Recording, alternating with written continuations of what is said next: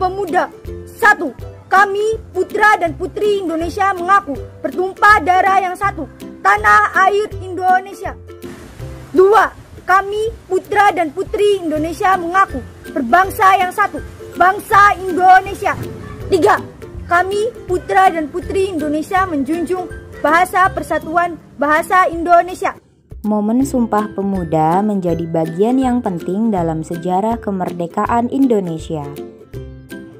Lahirnya organisasi Budi Utomo juga menjadi pelopor lahirnya organisasi-organisasi lain yang bertujuan untuk melawan pemerintah kolonial Belanda.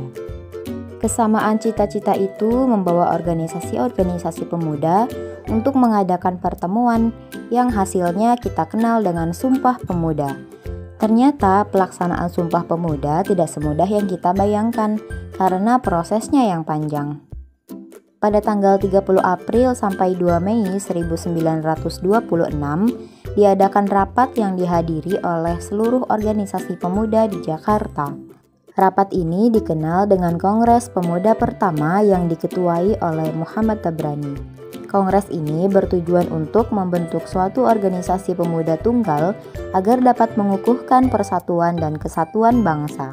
Kongres Pemuda pertama akhirnya ditutup tanggal 2 Mei 1926 dan menghasilkan beberapa keputusan seperti mengakui cita-cita persatuan serta mendorong penggunaan bahasa persatuan yaitu bahasa Indonesia yang digagas oleh Muhammad Yamin.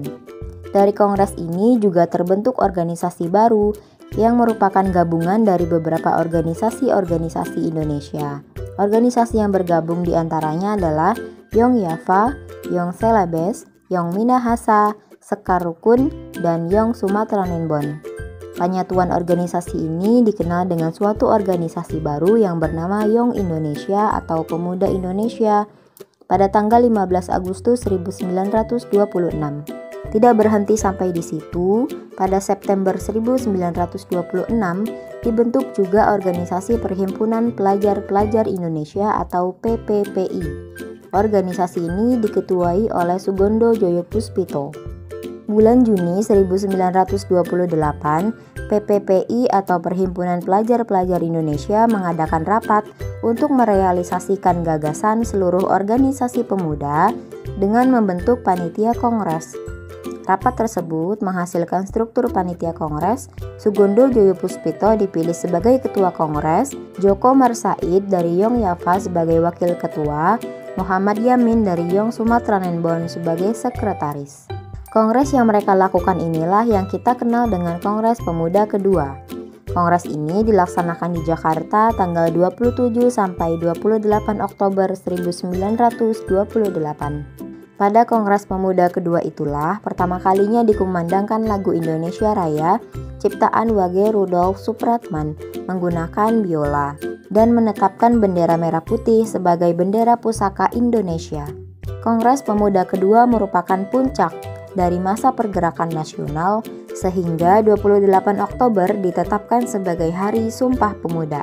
Setelah kongres tersebut, bukan berarti perjuangan para pemuda ini telah selesai. Pada tanggal 25 sampai 29 Desember 1928, lahirlah organisasi Indonesia Muda.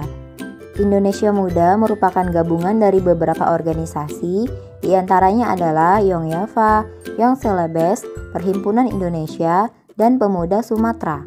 Pemuda-pemuda ini belajar untuk bisa membawa derajat Indonesia setara dengan bangsa lainnya.